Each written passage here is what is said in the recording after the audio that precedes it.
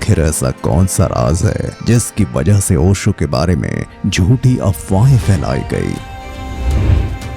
दुनिया के कई देशों ने ओशो को अपने देश में आने से क्यों रोका?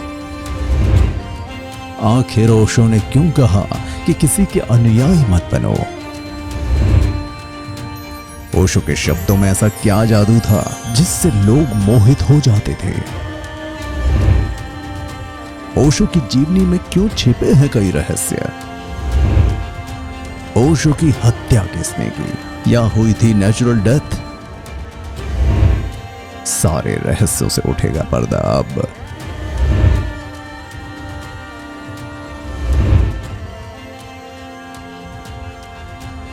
अभी देखिए ओशो, रजनीश और उनकी जिंदगी सिर्फ पेटीएम और पेटीएम इनसाइडर पर।